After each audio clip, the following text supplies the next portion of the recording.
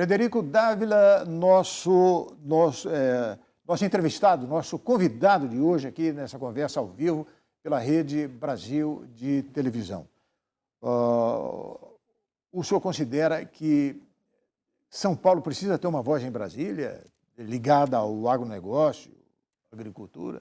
Como eu disse, tinha que ter pelo menos das 70 cadeiras que nós temos lá em Brasília, que são defasadas, né? Nós deveríamos ter 118, nós deveríamos ter pelo menos 10%, né? Pelo menos 7 representantes ligados ao agro, né? Creio eu, né? Nós precisávamos. O seu trabalho aqui em São Paulo, o senhor está satisfeito com ele? Não? Olha, Assembleia? todo mundo, quando me pergunta isso, eu lembro do ex-ministro Roberto Campos. Quando perguntado pelo neto dele, Roberto Campos Neto, que hoje é presidente do Banco Central, que me contou essa história, falou assim, perguntou, vô, quando você saiu do Executivo e foi para o Congresso, como é que foi sua experiência? Aí o Roberto Campos disse assim, meu filho, eu fui para lá com muito boas intenções e muita vontade de fazer o bem.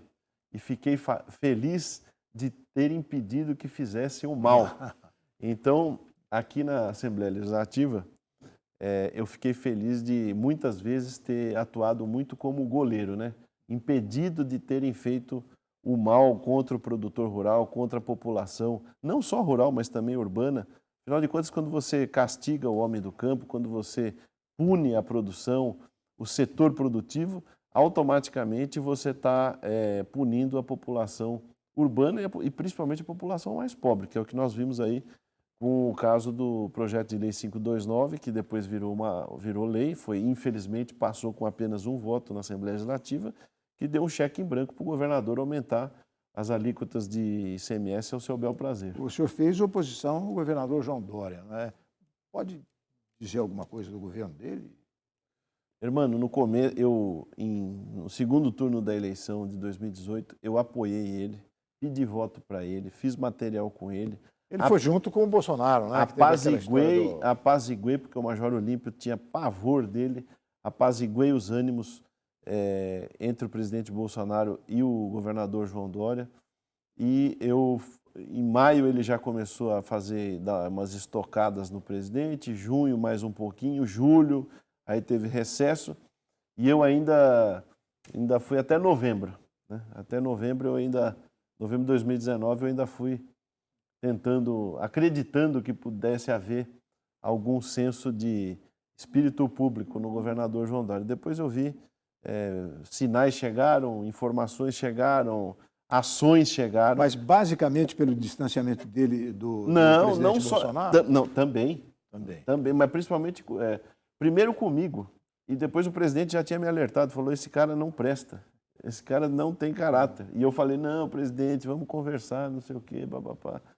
E daí, no fim, eu acabei, como diz o ditado, caindo a ficha em novembro de 2019. Aí não tem jeito, né, irmão? É coisa de índole, é aquela famosa fábula do sapo e do escorpião, que atravessa a lagoa. E o escorpião não consegue e dá uma ferroada no sapo. É uma das maiores críticas do governador, que o pessoal da oposição encaminha, foi a postura dele na questão da pandemia, né, para enfrentar a pandemia. Mas ele teve, é claro, aspectos positivos, principalmente na questão da vacina.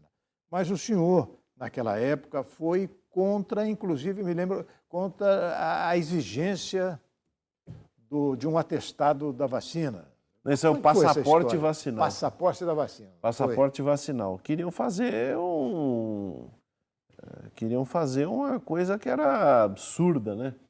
Você impedir, por exemplo, as pessoas de procurarem atendimento médico na rede hospitalar se não tivessem a vacina, não tivessem tomado a vacina.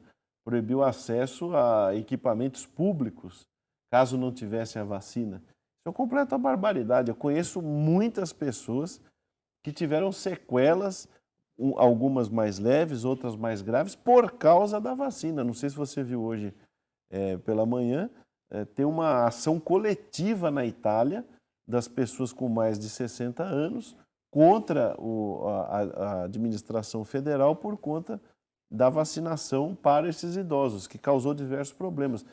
Meu pai mesmo teve AVC depois de tomar a vacina, coincidência ou não, nunca teve nenhum problema cardíaco e aconteceu isso. Um dos pontos positivos, né, considerados pelo pessoal que apoia o governador foi exatamente a participação dele na vacina, justificando que ela salvou muitas vidas.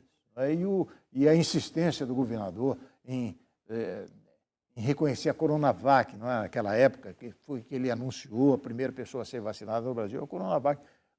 O senhor, apesar disso tudo, o senhor continua se opondo ao governador na campanha da vacinação? Não, mas o dessa problema é que questão ele não fez isso pensando nas pessoas, ele fez isso pensando em autopromoção.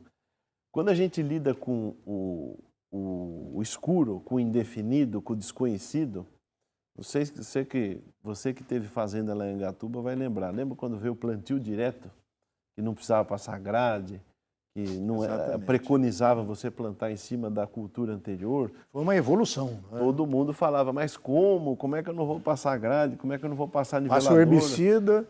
Então, quando você lida com o desconhecido, as opiniões, se você tem consigo se você que se convence daquela técnica, muito que bem o presidente Bolsonaro defendia uma posição, ele defendia outra, sem problema nenhum. O problema dele é que não é esse, ele não está preocupado com coisa nenhuma, ele está preocupado com autopromoção. Tanto é verdade que as outras ações em outras áreas que não tem nada a ver com a saúde que ele praticou, são totalmente nefastas. É uma capacidade de construir mentira de uma forma absurda. Então, a gente não consegue imaginar que uma pessoa que só pensa em autopromoção tem alguma dose É muito próprio do político, não é? Não, mas não tem espírito público. Mas a gente vai continuar falando sobre agricultura e política agora, no nosso próximo bloco. Nós voltamos já. Nós estamos conversando aqui ao vivo com Frederico Dávila, deputado estadual por São Paulo e candidato a deputado federal nas próximas eleições. Continue com a gente. Voltamos já.